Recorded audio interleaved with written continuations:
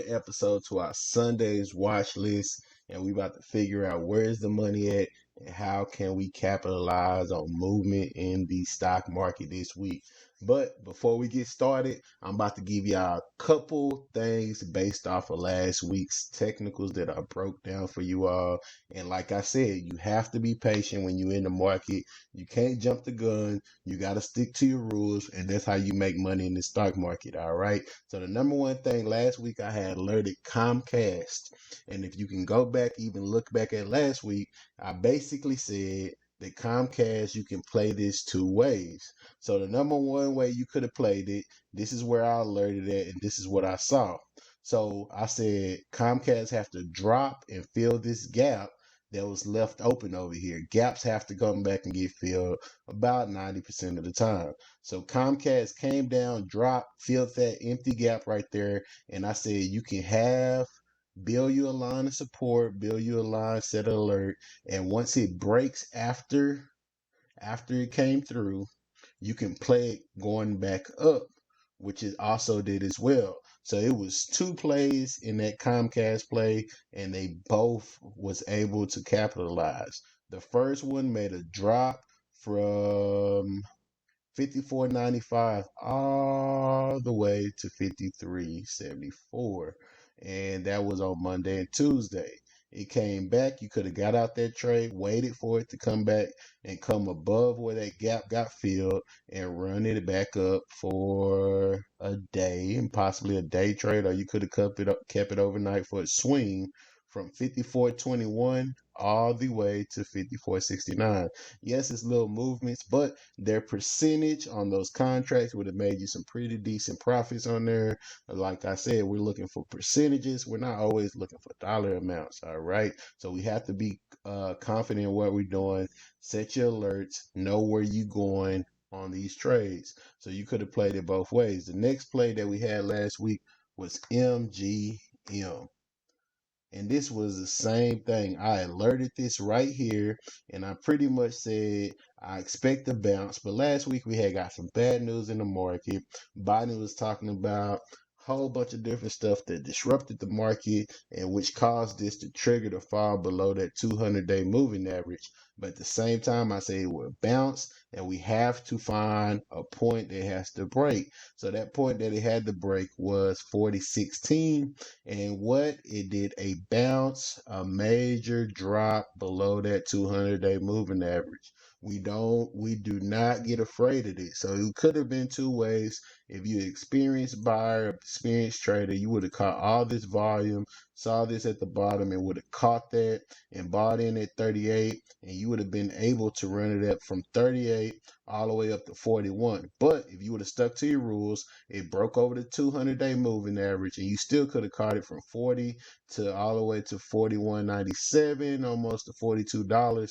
So you could have caught a $2 to $3 move right there. And that is how you make these plays in the market. You stick to your rules, understand the points that you need, and you just wait. So if it drops, it's okay. We cannot be trigger happy. Yes, it went right here. We saw that. That's where we alerted. Monday it dropped Tuesday, and guess what? It found a bottom and it bounced off that bottom, broke that 200-day. You could have got triggered right there at that 40.15 level, and you would have been able to run it back up. All right. But now to this week's watch list, and I have a bonus stock based off of earnings that I'm gonna add in there this week. So we have about five stocks that we're looking at, but the number one thing we're going to jump into is AXP, also known as American Express. All right. So I like to play these gaps, and I like to play things close to this 200-day moving average. And guess what? I found another play for you all.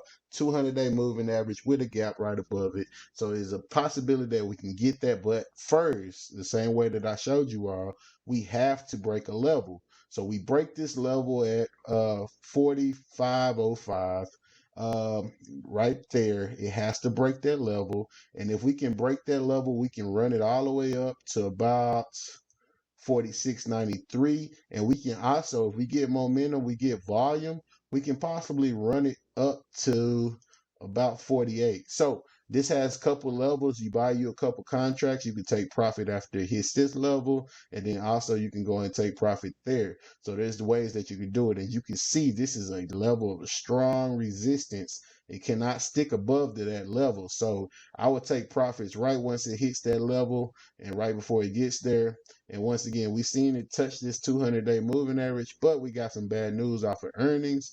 But at the same time, it found a bottom like we saw on Comcast, and it started to make a way back up. And the same thing we saw on MGM last week that I just got through showing you all. It can make this bottom and make its way back up, break this level, fill that gap, and make a move up. But we don't get greedy. We take our percentages and take what we can get. Anything over 20% win is a good win, all right? So 20% or better based on your contract is a good win. So we get these things with a little bit of time, all right? So the next one I have is Kroger's. We had played this before on the previous watch list, and it's another thing. See, we can see how we played this before on the uptrend. It had bounced off this trend line a couple times, and I think we done played it from there, and we also played this one. So we're going again, and we see this, and we see that it has bounced off this 200-day moving average.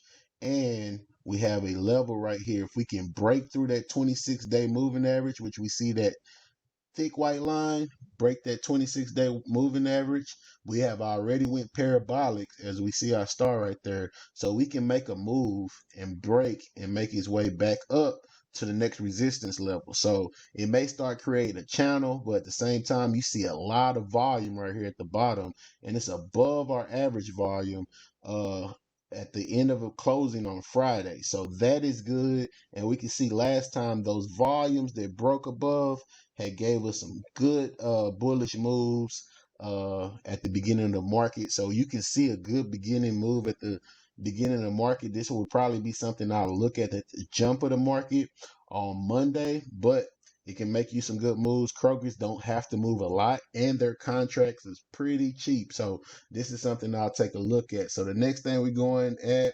is BBY, which also known as Best Buy. So here we go again, Best Buy. We see Best Buy on this 200-day moving average. We have volume right here at the end of the day. So we're looking at levels of resistance, a level that is touched several times and haven't broke or broke on both ways that support our resistance. And we can look historically and see where that happens at. And right here is our level of resistance. We see it's touched right here previously, touched right here previously. So we have this volume. So pretty much in the morning, if we can catch this level of resistance and break this level right here at 117.95, all right at 118, we can see it break that, and we can see where will be the next level of resistance. And we're looking right around 119, 120 level.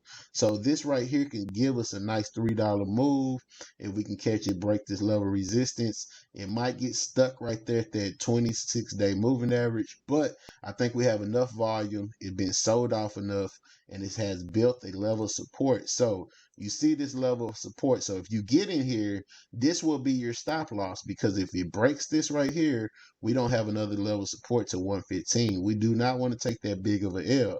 We wouldn't mind taking the L 117.71 to 117.02. That keeps our losses small. We always want to keep those losses small. So always pay attention to where is your stop loss on these things. All right. So the next stock that we have is BDX.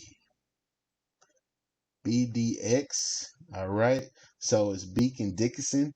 And this is something where I see it had kind of went down and broke this 26-day moving average, but I can see a potential it for moving and coming back up and making a nice move. But I want to see it break 256.69. That is something that I wanted to see it break. And something that keeps me a little nervous about it is we have this little small gap down here. So I wouldn't mind it getting stuck right here and making its way back down and then coming back up. And like the same way we saw, if we see it bottom out, fill a gap, and it's making its way back up, guess what? We know it want to break this level. We see it bottom out. We might can ride it back up, right? But if not, we can take this, break this gap, and we can have a nice movement up to the next resistance level, 259. So at least a $3 move or more on this play. And the play that I'm giving you, a bonus play, is based off of earnings, is Facebook. All right. So last week we had earnings on Snapchat, and that is in the same sector. And we can see that Snapchat, Facebook, and all the social media sectors kind of move based the same way off of earnings. But we also see a sell off that he had. And I'm okay with that because we see this E at the bottom. We have earnings on April 28th. All right. So that is something that we want to look at. And so if we can get Facebook to come down, and like I don't like gaps when I'm looking to be bullish, all right? So that keeps us susceptible to losses because we don't have a good foundation. So that's something that we want to hold, and I want it to fill this gap. So we see a gap that's at $297.19. So if it can come down, fill this gap, drop below, find a good support level right here, right around 296. I wouldn't mind buying in there if it builds a nice support level. But if not, I also wanted to just go ahead and break this right here. We see as it touched this level at 302 several times, 302 several times. So if we can get this 302 level broken, we can see a nice bullish move up, and we can make some money off of this earnings play. All right. So I think it has potential to make some nice moves on earnings because I also saw how Snapchat made a move, and this week is earnings. So pay attention how certain companies move off earnings because you have potential to make some money. So pay attention, look at your fundamentals.